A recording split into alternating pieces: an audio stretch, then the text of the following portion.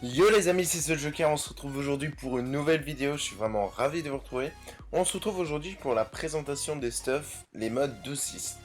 Alors je voudrais juste avant de vous présenter ces modes, revenir un petit peu sur les stuffs 11.6 que je vous ai présentés. On a beaucoup critiqué le fait que, enfin moi on m'a dit ouais, tes stuffs sont moyens, comparés avec les deux items strigides, etc. Genre à dire ce stuff là. Voilà, donc je l'ai refait avec un cache à l'œil. Ouais, ça c'est le meilleur stuff, pataté, patata, etc. Moi, en fait, si vous voulez, je suis d'accord que ce stuff-là, c'est un des stuffs les plus intéressants, qui tape le mieux, on est d'accord. Le souci que j'ai, personnellement, c'est que on voit que des steamers avec ce stuff-là. Enfin, c'est-à-dire que on sait d'avance qu'est-ce qu'ils vont jouer. Et moi, j'ai envie de justement de trouver des stuffs, être un peu différent des autres, peut-être taper moins, mais gagner, par exemple en initiative, gagner plus dans un élément, avoir plus de fuite, avoir plus d'esquive PA de base. C'est pour ça que j'ai fait ces autres modes et je les trouve quand même plutôt intéressants. C'est pour ça que je les présente. Après, ça veut pas dire que c'est cela absolument qu'il faut faire. Si vous voulez un truc pas cher et qui roxe bien, bah voilà, c'est ce stuff-là. Mais moi, c'est un mode que je joue de temps en temps, mais pas tellement parce que je l'apprécie pas tellement du fait que tout le monde le joue, quoi. Voilà, tout simplement. Vous m'avez également dit que en amulette, je pouvais jouer avec l'élémentaire de luxe. Et donc, en fait, je trouve ça peut être sympa, effectivement. Ouais, voilà, je l'ai mis sur ce mode-là. Donc c'était avec la base de Triton. Et avec l'élémentaire de luxe, ça peut être assez intéressant. Je sais plus au niveau des résistances, ouais, c'est quand même, ouais, c'est plutôt bien, ouais, plutôt bien. Donc voilà. Euh, alors, du coup, cette fois-ci, on va passer au stuff 12.6. Donc, je vais juste délier ça. J'ai un objet dissocié. Voilà. Alors pourquoi en fait j'ai fait des modes 12-6? Tout simplement parce que c'est vrai que le 12-6, pour ceux qui jouent à Dofus depuis longtemps, c'est le mode que tout le monde aimerait avoir et tout. Puis j'ai beaucoup réfléchi, voir qu'est-ce qu'on pourrait faire. Donc un des premiers modes que je vais vous présenter, mais brièvement, ça va être le mode Strategic Glurson, que tout le monde connaît. On est d'accord, ça c'est un peu la base. Maintenant en fait, c'est vrai que je suis parti de là et je me suis dit ok, le Strategic Glurson, quel est l'inconvénient de ce mode? Alors quand on regarde un petit peu, j'ai 4 de PO, 2 d'invoque, ok, j'ai un peu d'esquive, j'ai pas mal d'esquive PA, un peu d'esquive PM, ok, j'ai du tacle, j'ai esquive en fuite, j'ai de la puissance, ouais bon vas-y, ok, ça peut être intéressant. J'ai des raids, seul souci moi que je trouve c'est que l'épée Glorson n'est pas forcément intéressante. Moi je trouve on rox pas tellement avec. C'est mon point de vue. Enfin je préférerais jouer avec d'autres cacks. Du coup, en fait, j'ai essayé de regarder qu'est-ce que je pourrais faire avec d'autres panoplies, combiner d'autres panoplies pour essayer de jouer en 12-6 et avoir un truc assez potable. Et en fait, depuis la dernière mise à jour, il y a une panoplie qui est sortie qui est vraiment hyper intéressante, c'est la panoplie luminescente. Luminescente, voilà. Donc on va commencer par le premier mode. Donc voilà.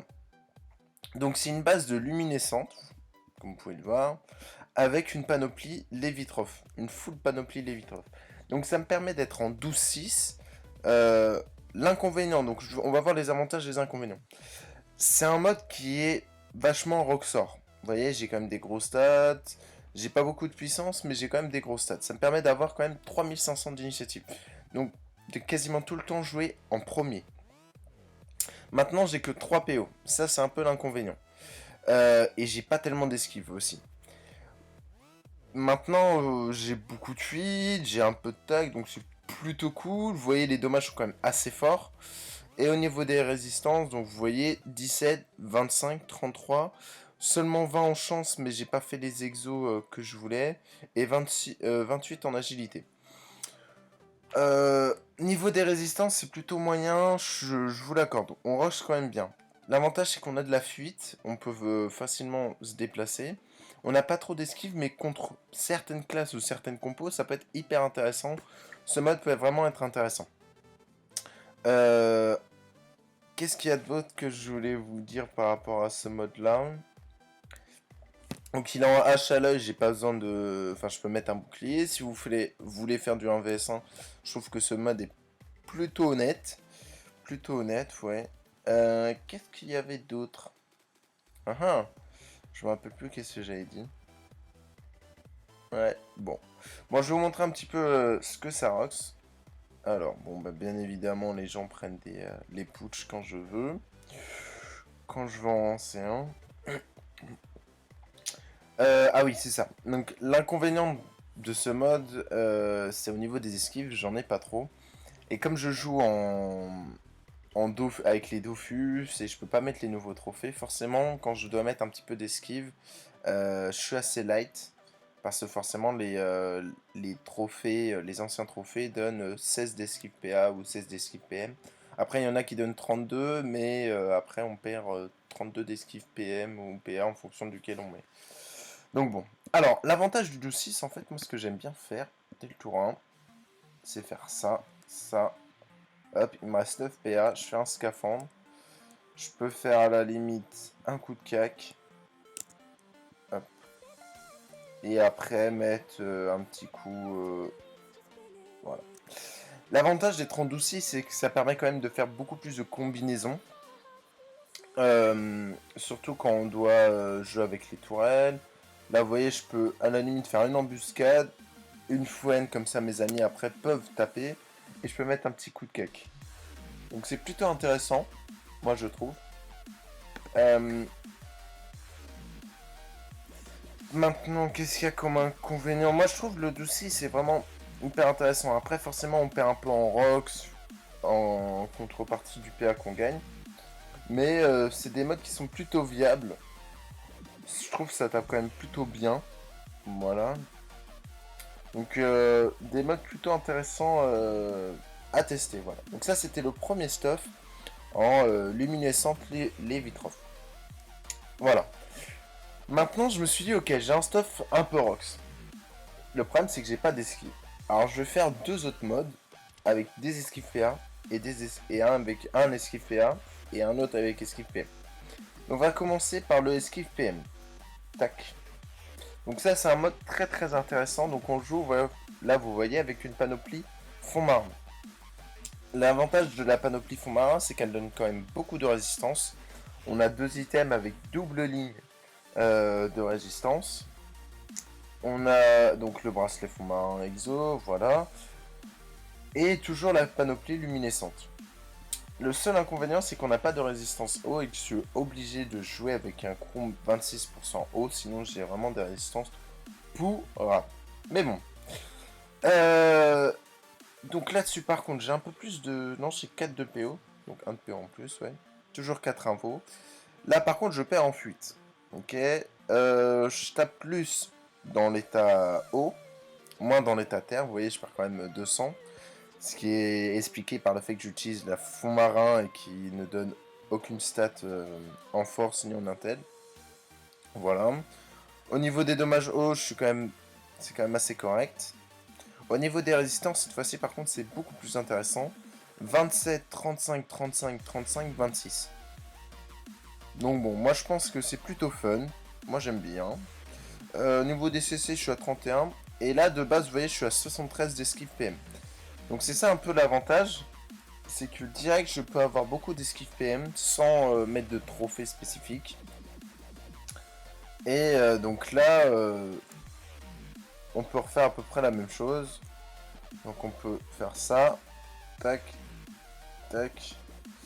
Donc là je suis plus obligé de jouer avec les équipements hauts. Donc je joue avec une rapière. Alors pourquoi la rapière? Moi je la trouve super intéressante. Enfin je trouve que c'est un cac super intéressant. Même si ça tape moins qu'une hache à l'œil, on est d'accord. L'avantage de la rapière c'est qu'elle me donne... elle m'équilibre un petit peu mes résistances. Elle me donne un peu de fuite, de l'esquive PM aussi. Donc ce qui complète un petit peu tout ça. 20 résistantes nœuds, donc ça c'est plutôt cool aussi sur des joueurs qui jouent en Daguerre ou autre. Donc un cac plutôt très intéressant, malgré le fait qu'il me fasse perdre un petit peu d'initiative. Donc là au niveau de l'initiative, je suis à 2000 d'initiative. Donc on se retrouve à peu près au même stade que la Strigide, coiffe à l'œil, etc. Le 11-6 basique. Bon, j'envoie quand même des gros coups de rapière, hein, honnêtement, je trouve ça assez intéressant. Donc voilà. Alors, hop. Donc franchement, c'est des modes plutôt cool. Là, vous voyez, les résistances sont quand même assez bien équilibrées. Elles sont correctes, je trouve, sauf en agi à la limite, mais il faut que je refasse un petit peu de FM. Et ça tape plutôt bien. Je vous ai pas montré un petit peu, comment dire, écume et courant, combien ça tape. Alors, écume sans boost, voilà. Donc 524 à 567, donc c'est plutôt correct. Longue vue, on est à ça, et le courant, hop, voilà, un peu moins fort, mais ça reste vraiment correct. Donc maintenant, si je mets les boosts, on va recommencer pareil avec les boosts. Hop, ça tape quand même un peu mieux, hein, forcément. Donc moi, je pense que c'est un mode qui peut vraiment être utile. Parce que le 12-6, moi je le trouve vraiment intéressant. Il y a possibilité de jouer en achat à l'œil pour ceux qui le souhaitent. Je vais vous montrer après comment je fais pour jouer en achat à l'œil. Donc pour jouer en achat à l'œil, le problème que j'ai, c'est qu'il manque de l'intel, ouais. Vu que la panoplie donne pas du tout d'intel. Donc je suis obligé de jouer avec un trophée qui donne 60 d'intel. Alors il est où le trophée? Il est là. Donc à la limite, je sais pas lequel enlever. Plus le DDG, à la limite, je peux enlever le DDG. Même si, enfin, vous voyez, vous pouvez enlever le turquoise ou le DDG. Et là, vous pouvez mettre la pièce à l'œil. Hop. Et remettre le bouclier. Ce qui vous donne... Vous perdez un petit peu, je crois, en résistance. Ouais, vous perdez un petit peu en terre. En neutre, vous gagnez par contre, parce que c'est terre neutre, je crois, la rapière. Si je me trompe pas. Ouais, terre R, pardon. Terre R et la Child et R. D'ailleurs, c'est pas cette hache que je dois mettre, c'est celle-là. Voilà. Comme ça me permet d'avoir 29 en terre. Bon, on perd un petit peu de stats, forcément, vu qu'on enlève le DDG, mais maintenant, ça nous permet d'être en hache à l'œil, de gagner en initiative quand même. Par contre, on perd un PO, c'est un peu l'inconvénient. Et on gagne un peu plus en fuite. Donc voilà, donc c'est une possibilité. Vous pouvez justement faire la variante en mettant la hache à l'œil. Voilà. Donc ça, c'était le deuxième mode, esquive PM. Maintenant, il y a un troisième mode en esquive PA. Hop, je vais le mettre tout de suite. Voilà. Alors celui-ci, c'est un mode que j'aime beaucoup. Donc là, cette fois-ci, on joue avec la panoplie Triton, que je vous ai présenté la dernière fois, que je trouve vraiment hyper intéressante. Et moi, je trouve que c'est vraiment une panoplie qui est viable. Elle donne des dopous, elle donne... Le bonus de panoplie donne de la puissance, donc ça permet de varier... Enfin, pas de varier, mais de compenser le fait qu'on n'ait pas de stats, ni de puissance. Donne des esquives PA, des dopous, des dommages critiques, des résistances. L'anneau qui donne 2 lignes de résistance, donc très intéressant. Et la coiffe, pareil, des résistances, des docris, enfin des dommages. Plutôt correct, plutôt correct. Voilà. Alors, voyons voir.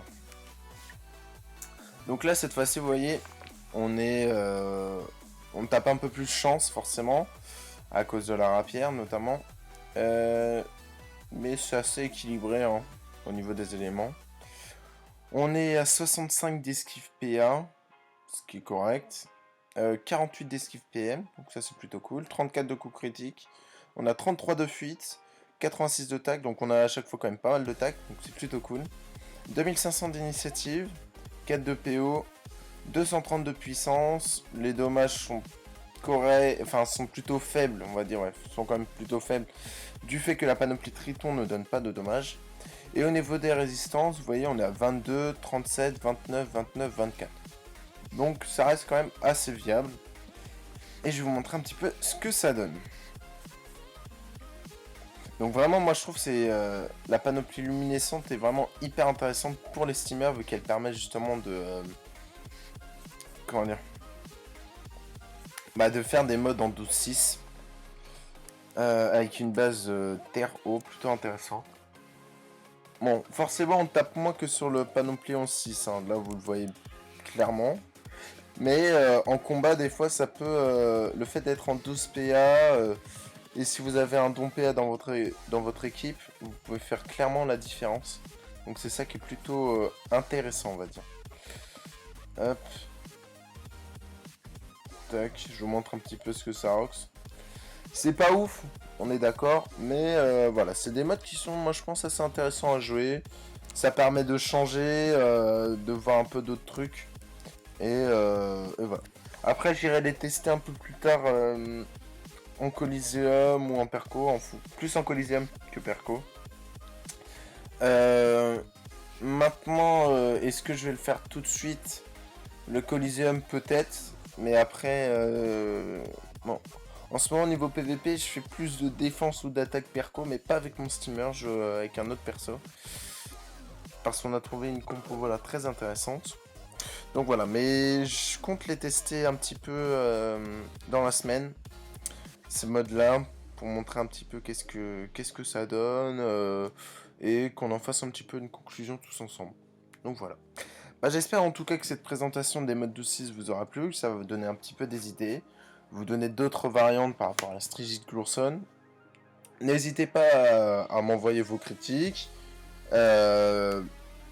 davantage des critiques constructives, c'est ce que j'aimerais. Si vous avez d'autres stuff à me proposer que vous voulez tester, n'hésitez pas à me les envoyer, je vous donnerai mon avis. Et puis voilà. C'est tout pour cette vidéo, j'espère qu'elle vous aura plu et on se retrouve à très bientôt. Ciao ciao.